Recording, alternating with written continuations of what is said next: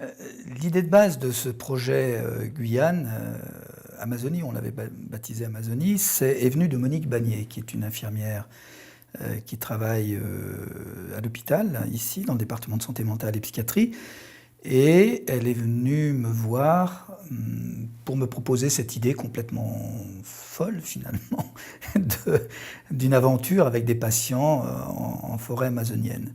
Comme je connaissais Monique Bagné et que c'est une personne sérieuse et fiable, je me suis dit: «Pourquoi pas?» C'est tellement improbable que c'est peut-être intéressant finalement et tellement créatif, imaginatif que peut-être on peut le faire. Le groupe s'est construit, en faisant appel à candidature dans les consultations, les centres de thérapie brève, et on a informé nos collègues médecins, infirmiers, et collègues pluriprofessionnels de santé qu'il y avait ce voyage.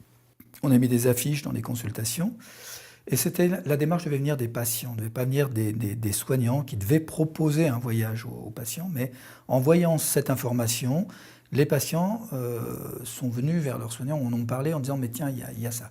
Certains, collègues médecins ou autres ont pu penser que leur patient pouvait être quelqu'un qui pourrait bénéficier de ce voyage, donc nous ont interpellés directement.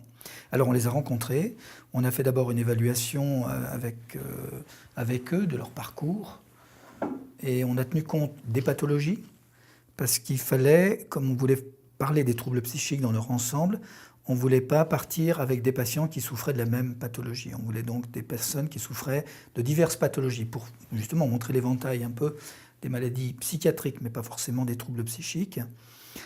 Parce que les troubles psychiques, c'est beaucoup plus large, la santé mentale, que les troubles psychiatriques. Là, on est plus quand même sur des maladies psychiatriques. Et puis les personnalités, elles étaient quand même tous assez attachants. La télévision a ouvert certaines portes parce que ça nous a permis, c'était les portes du sponsoring, de pouvoir avoir des soutiens, sachant que c'était filmé, évidemment, qu'il y avait un retour sur investissement, ou en tout cas, ça montrait l'intérêt du projet.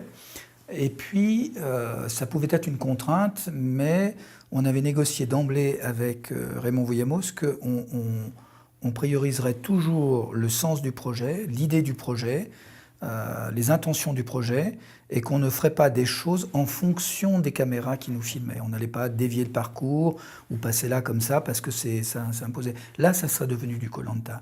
Mais Raymond Vouillamos a toujours filmé le groupe dans ce qu'il vivait. On n'a jamais joué à vivre. On a toujours vécu notre projet, et derrière, il y avait les caméras qui filmaient. Après, ils ont gardé les images qu'ils pouvaient garder. Si l'impact de la télévision, ce qui est montré, permet aux gens de se dire: «Ah, c'est pas parce qu'il y a un type qui sort d'un asile à Zurich, qui tue quelqu'un, que d'un seul coup, tous les gens sont comme ça. C'est pas tous les gens qui souffrent de troubles psychiatriques sont comme ça, c'est pas vrai».